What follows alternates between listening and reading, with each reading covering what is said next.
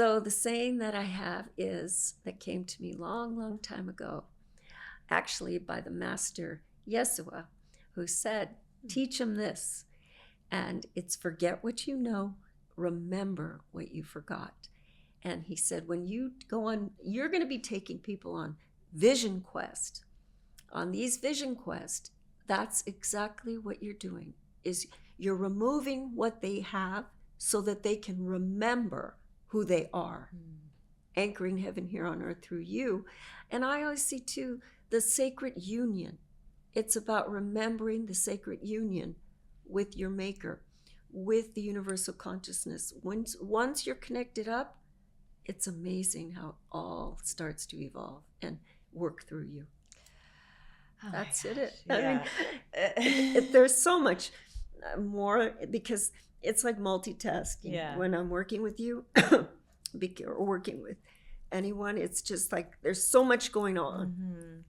So I have to really be attentive. And it's so endocrine, it's so, focused on every little thing that's happening around you, because that's the responsibility.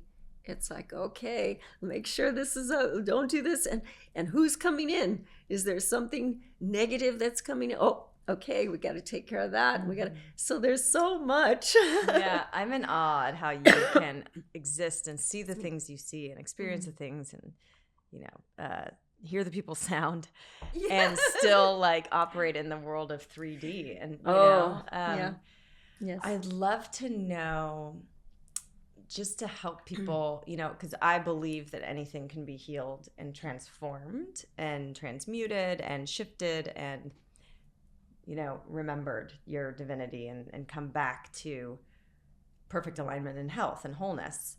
However, there's also the life path, fate, destiny, chosen path of the soul, and that may include healing but not living, or living a short life, or dealing with real challenges in this lifetime for a soul's purpose. Truly. Can you give me your bird's eye eagle view of why we come into these is a human life like a classroom, and where you're learning lessons and expanding consciousness? What is your view? Yes, it's very true. It's about evolving, and also what I find, it's about coming back to that sacred union, is to forget what you know in the 3D so much as remembering what you forgot, where you came from, your purpose before you came here, that you're told.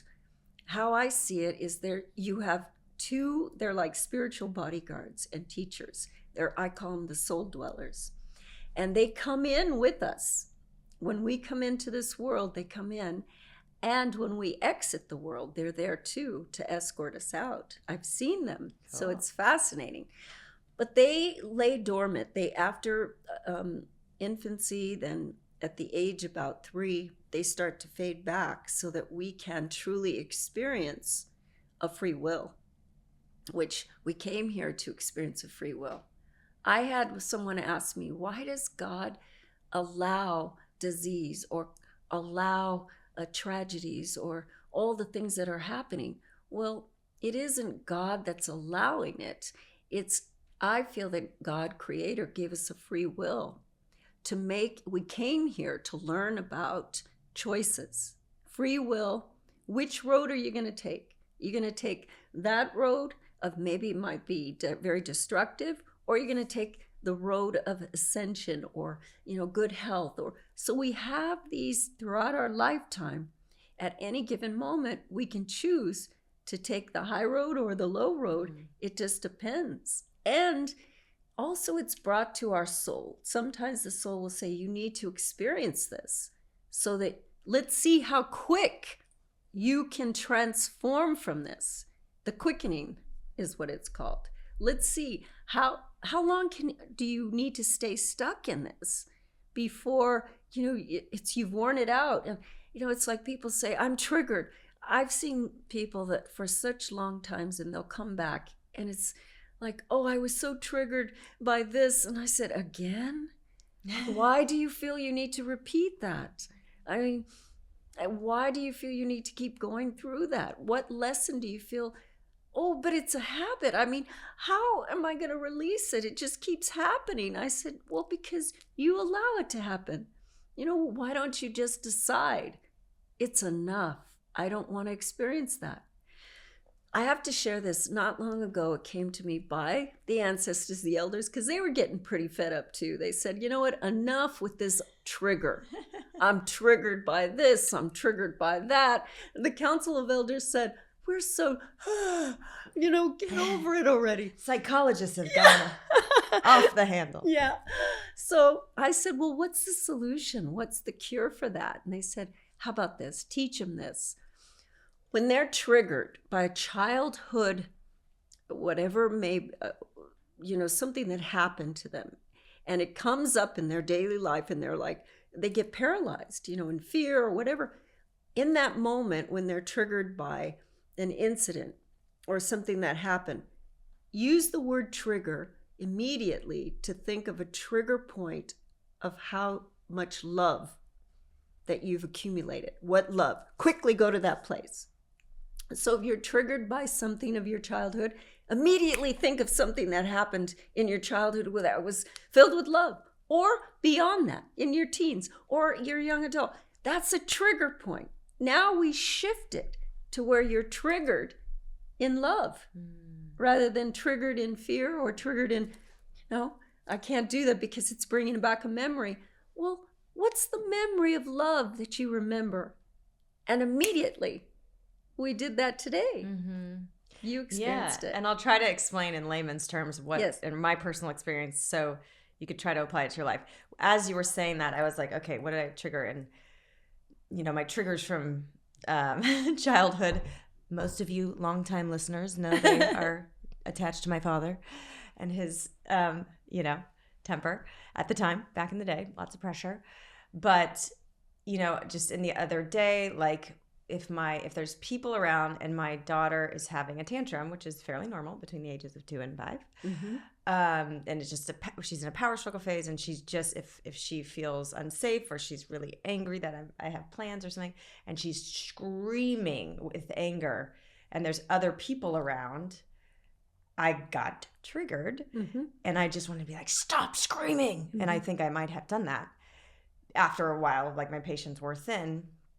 And it was because of my own, I was starting to, like, doubt my ability as a mother. I was just having mm-hmm. all these stories in my head about all the people in the house judging me and my mothering skills and judging her. And, and so my trigger drove me to go, stop screaming, And mm-hmm. now to have a tool to put into practice, it's going to take some practice because, 4 decades later, I'm pretty ingrained in my ways.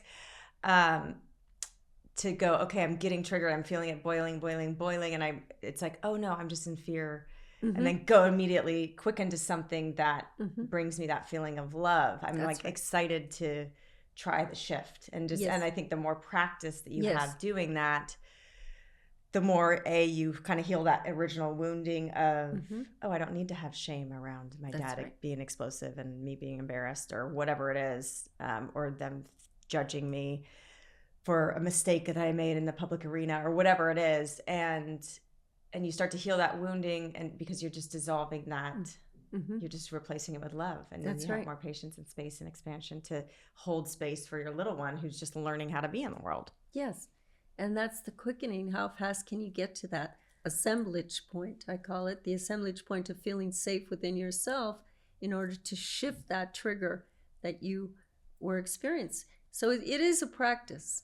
And if you do it all the time, if it comes up and you do it, and it comes up and you do it, before you know it, there's no triggers like that. Yeah. It's like, I'm free from it. Yeah. It's eagle medicine. It's the freedom of not feeling that. It's forgetting what you know, remembering what you forgot. Oh, return to love, return to self. I feel safe within myself. So I've got this. Yeah. And remembering our divinity. And we're That's little fractals of divinity that come in here. It's true. Which leads me to my next question. We talk about soul fragments and souls. I mean, there's some people that come into the Charles Mansons of the world that come in and are lost souls, or they get so they totally forget to remember. And there's just a darkness around their actions, psyche, everything. So my question is, and there's we touched on like demonic energies and stuff. Are there dark souls that come in, or is like all souls pure and then they choose to come in here and the life path is one of darkness, like, or they got fragmented away from their soul and they're just operating in pure evil? Like, what I'm to speak to that is that sometimes it's because the soul is a continuum. The soul never dies. It just continues from one lifetime to one experience to one. So that's what we should be doing here, is to go from one experience to the next experience, free from judgment, criticism, free from feeling suppressed. When you learn how to do that, then you're liberated, and you become anointed with such grace. But there are people that come in from past lives that still carry in their soul a karma that is filled with darkness. And so when they come to terms with, oh, this is, I'm dark in that area, this is what, and if they see it and say, no, I don't want to do that, I want to change, I want to go a different path, then the soul evolves like that. But if it continues to want to hurt somebody else, or murder, whatever it may be, then the soul dissipates. It like lessens.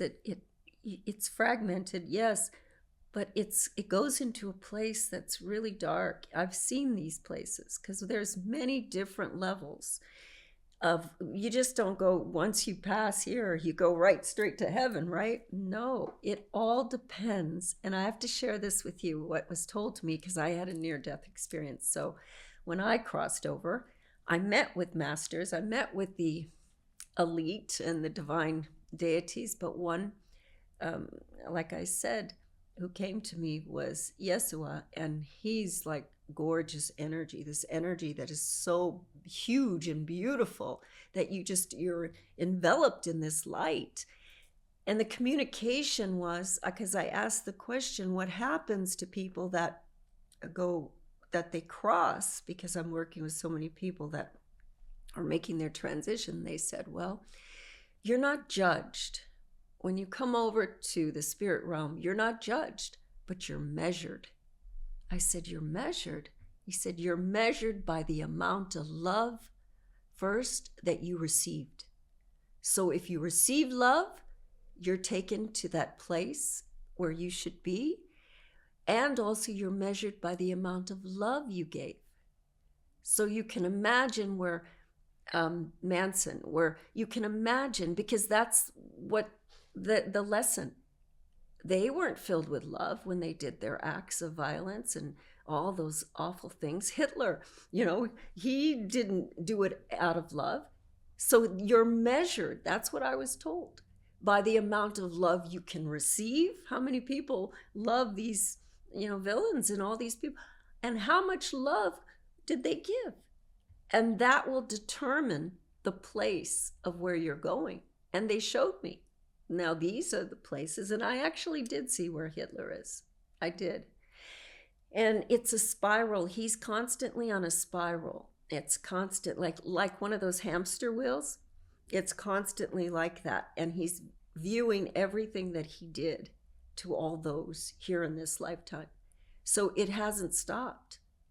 And it'll take a lot of people that have love in their hearts for someone like him to liberate him. But see, that was of his own doing. There you go. You have a free will. You harm someone. I think, it's the laws, and it's the laws of creators. It really is about, and the principles of creators. You go against that. Many religions speak of it. You go against it. Many spiritual walks speak of it. And what will happen? It's like that consequences of your actions. So I have seen where these people go, and it's not a good place. It's very dark. Thank you for listening to the Heal Podcast. Be sure to tune in every Thursday for more empowering wisdom and inspiring healing stories. And make sure you hit the follow button on Apple, Spotify, or wherever you listen to podcasts so you don't miss that one episode that holds the answer you've been searching for. And please rate and review us so that we can grow and reach more people. Thanks so much, and be well.